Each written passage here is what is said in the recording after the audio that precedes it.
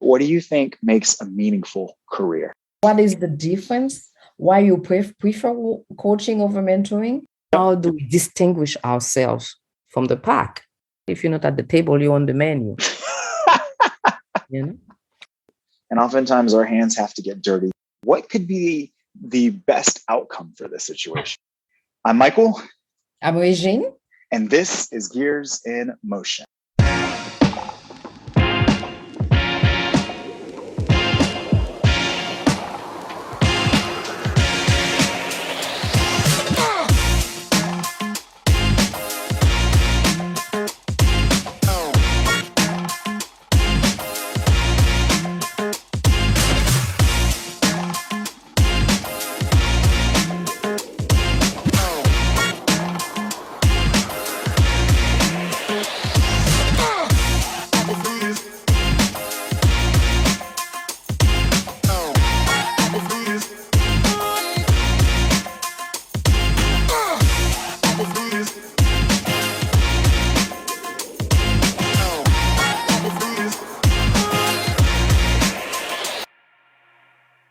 What are the questions that you ask yourself to know if you are in the right place, if it is time, if you are in the right place, if it's time to consider something different or to do something differently than you've been doing?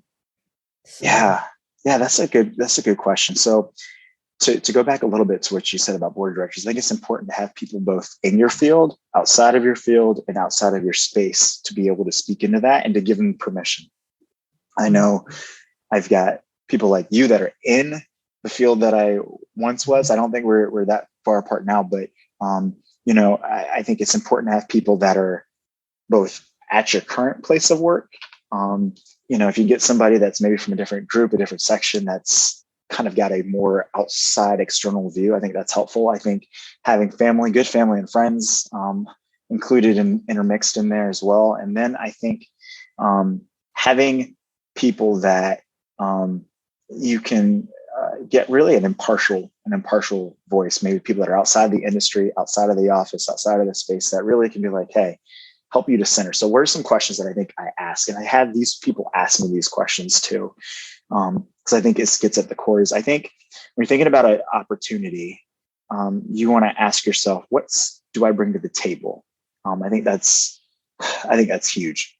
How can I contribute? Because if you don't have an idea of what you could contribute or how you can get to the table and bring something of value, you're dead weight. It's not going to be sustainable. So that's where I think having the technical value is helpful.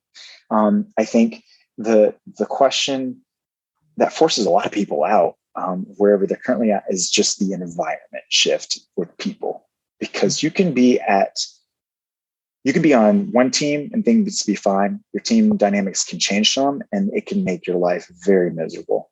And I think, particularly for my first role at VDOT, that was not the case. I was not the case. I was with people that I loved, people that I enjoyed the work with, and so an opportunity came out, and I think an opportunity came up, and the idea was, how can I contribute? Can I actually add some value? And I think that's important. I think the questionable aspect was, what about the environment? Because you had seen, I had seen a couple of folks that I had interacted with, but I was really making a leap of faith based on what one person that had really attached himself to me. And I had attached myself to him that helped make the leap, right? You just don't go from one place to the other. You don't know anyone. It's normally based on a relationship, particularly when you get 2 or 3 jobs in beyond college. I think the other thing that you want to ask yourself in terms of environment, after you consider contributions, is this going in the direction I want to go? Any direction is fine when you don't have one, but I always advocate for people, and even for myself, you want to have a North Star. You want to have an idea of, here's where I'm generally walking. I recognize that I'm not in control and I don't have influence everywhere I'd like to, but I'm walking in this direction. And I knew that I could look up to some leaders that I had identified even before I got out of college, that I was like, I like the way they lead. I like what they're doing. what did their path look like, and what can I do? What opportunities are before me that I can kind of lean towards that direction. I think opportunity is important because timing is everything. There are some jobs, some positions I would not consider now that I may have considered earlier in my career. Similarly, I think there are some things that you know now that had you known early in your career, you would have been like, "Oh, that was not a good move." So I think it's important to have people, again, that are able to identify opportunities. I think you mentioned that in our conversation of, hey, you know what? They know you well enough to know here's what you're interested in, so they can help you think outside of kind of your own kind of microcosm, your own kind of world. But you also want to think about, does this opportunity push me in the right direction? And I think just about any opportunity can push you in a helpful direction, but you want to be thoughtful about that as well, because you can pigeonhole yourself. You can get in a place where you're only good. You're a one-trick pony. You only know, and that's fine if you want to be a one-trick pony and that's what you want to do. But oftentimes we make these decisions without considering the whole complement, the whole holistic view of what does this do for me, not just in terms of work and relationships, but also in terms of balance, also in terms of what could this position me for in the future? Every time you say no to something, every time you say yes to something, you're also saying no. And folks think they can say yes to everything. And I learned that early on, that's not possible. But you also, by saying no to certain things, you also say yes and open yourself up for other opportunities and positions to contribute. And so I think you want to ask yourself, am I walking in the right direction? Final thing I think that I would add to just the questions that you ask yourself is, does this align with how you've been made, your interest? It's one thing. I mean, there's a lot of things that, Regine, I know you could do very well, but some of those things do not match and align with who you are as a person, how you've been created, the mind that you've been given, and where you're kind of leaning. Sometimes people think of calling as this kind of spooky spiritual kind of, I think I'm supposed to go this way. But in a lot of ways, life is orderly. Not saying that every opportunity is going to be linear and linearly kind of focused, but there's a lot of opportunity for you to really just be thoughtful about how you're doing, whatever you're doing. And I think, at least for me, one of the things I do much more now that I wish I'd done earlier, but I got it, I think, a little bit better now, is you pray about it. Like, where's God leading me in terms of where I should land next? And sometimes the door closes really, really quickly. And other times the door is so wide open, you realize that you were not even the one that was, you recognize you were not even the one that was prying it open. So those are some of the questions I asked. Yes. So thank you. So having had, this career, this diverse career, already, so what do you think makes a meaningful career? Yeah. I totally agree with some of the points that you said about making sure that you are adding value and adding value to someone else's life. I think there's no self-made man or woman. Like, we're all building off of the shoulders of our ancestors and our contacts and our connections and whatever else has been placed in front of you. I think in terms of meaningful careers, contribution, I think is you want to be somewhere that you are actually adding value. And when you are not adding value, or you feel like your value might be constrained in ways that are over constrained, then it might be time to think about maybe something else, to see what else is available. I think not only thinking about contribution, but you want to be in a place where you are connected to people. I think, and connected to people in meaningful ways. You're making meaningful work, but you're doing it with meaningful people, with people that you would not be ashamed to say you're working with, people that you would not be ashamed to say may think different from you for sure, but people that you would be proud to stand next to and say, this is my body of work. This is how I'm doing my work. This is who I'm partnering with, because guilt by association is oftentimes triggered as a bad byproduct, but in reality, guilt by association is oftentimes really, really good. When I think about the folks that I've worked with, I'm excited. I'm excited about what they're doing. I'm excited about what they've accomplished. And then to recognize that I've been able to be part of their story, they've been part of mine. I mean, that's ideal. And I think finally, for a meaningful career, I think you want to think outside of your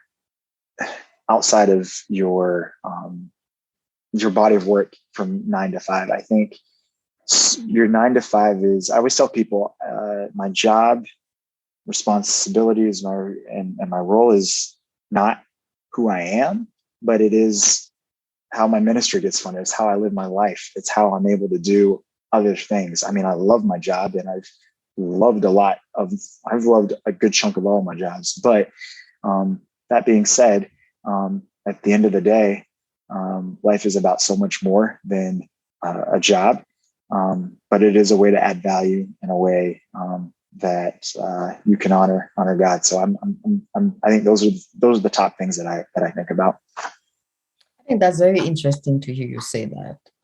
And I think maybe that's where our baby boomers, we different. Millennials and Generation X, because you mentioned that life is much more than your job. I think we women think so, and we definitely define our lives, but I haven't heard many men who will admit to it. It's hard. It's hard. Unless they're older, right? Yeah. And it's time to really start quieting down and be focused on other things. But this is not something that I have heard in my generation, men of your. That's interesting. It's an interesting idea, because I feel like in a lot of ways, life is about competing interest, and you want to be efficient and effective with your time. And, I've had some of the best experiences, both on the job and outside the job. And I think we were designed to do so much more than work. And I feel like it's good to find joy in your work, but one day our work will end. Somebody else will come behind us, and we'll have to transition. We'll have to pass the baton. And you want to think about the life that you have outside of work, because I mean, and frankly, we're all replaceable to some extent. Like you want to leave a legacy. You want to leave something behind, but people are not going to remember you putting together a really cool spreadsheet or matrix. People are going to remember how you treated them. They are going to remember how you made them feel. And frankly, a lot of the experiences that we have are combinations of things that are not as quantifiable, but things that are much more qualitative and I'd argue personal than we'd like to sometimes maybe admit. But yeah. Do you see, just as thinking out loud, and also how now we no longer spend 30 years in a company, we no longer do these types of things, and I haven't, even though at the time I thought I would. So where do you think your career will take you, that you would like to see your career take you? This is the first time in a long time I can honestly say this. Mm-hmm. I'm not 100% sure. I think there's always been, at least in my mind, when I've worked places, I'm like, hey, you know what? I like this, but I'd like to do a little bit more of this. This is the first job. And I mean, I'm more than a year and a half in now, but this is the first job where I feel like, oh my gosh, like I feel like there's just not enough time to get done the things that I want to get done. I think, that's a good question. I think if I could maybe sum it up in some characteristics, I love and I want to spend more time I think I want to spend more time in terms of uh, quantity. I want to spend more time in helping others to think about and to think through their work. I love the idea of coaching. I've coached basketball for a number of years, and I love seeing people and getting helping them get results and thinking about things from a different perspective. I love to think. I love to write and to share some of the things that I've learned and some of the experiences in hopes that others won't repeat them or will have smoother experiences. So I think a lot of it's more probably people focused. I, yeah, I, I feel like this job has been very giving in terms of the things that I've been able to do and the things I've been able to touch and the people I've been able to work with. And it's been good. I think too, I heard this quote from a singer, songwriter, and she's, I think it was Chrisette Michelle. This is what she said. She said this. She said, "At what point do you do what you have and just do it well?" And I think that's thoughtful to me because, if you keep chasing things more and more and more, you'll always be climbing up a ladder that you'll never get up. But I think sometimes you reach a point, you reach a sweet spot, and you just work on doing those things well, and focus on doing those things. And who knows, maybe something else will come up, maybe not. But I think when you work on doing the things that you've been given well and you do them excellently, I think there's so much satisfaction enjoying that. And you stop asking the question of what more can I do? And you start asking the question of how can I multiply that effort? And I think that multiplication effort is where it comes in with people. And people, I mean, I know this of myself. We're messy, we're stubborn, we're hard at it, and we've got a lot of work to do in that aspect. And I think that's oftentimes the dirty, the gritty, the practical need. It's less about doing more of the work, but it's about how do you increase the influence? How do you increase the pipeline to do that well? My uncle has been coaching basketball. To go back to the basketball analogy, I love it because I think in so many ways, God is a coach for us when we're on the floor of life. But my uncle has been coaching basketball for years, and I never understood why. It's like, don't you get tired of watching and coaching these kids? And then I coached, and I remember being like, wow, I see what he was talking about. I see the joy that he had. I think that's probably why teachers love their jobs so much. Think about it. You are multiplying impact. And then I watched this video, funny enough, and I'll stop rambling with this. I watched this video of, I think this was 1980s, 1990s Oprah, and her fourth grade favorite teacher is still living, and she invited her on the show. And Oprah just broke out in tears. Why does she break out in tears? She was looking up and she was like, I just want to please you. I just want to please you. I just want to please you. And then to hear her teacher, it was moving to hear her teacher say, I'm so proud. I'm so proud of what you've done. I'm so proud of what you've accomplished. And I feel like, that's where oftentimes where we're at in life is we're looking to please, we're looking to get affirmed. And we sometimes don't recognize the hands that have poured into and helped shape and craft us. And without those hands, we would be in completely different trajectories, completely different spaces. And we'll never know how all of it has worked out, but oftentimes we get a glimpse into the lives of others. And I think coaching and teaching particularly are direct correlations that we can see. And that's a gift that keeps on giving. And think about it, not just changing a pupil or a mentee's life, you could be changing an entire generation, an entire legacy. And that's enough, I think, sometimes to just stop and pause, because it's so much more than you. It's people. This is Regine. This is Michael. Until next time.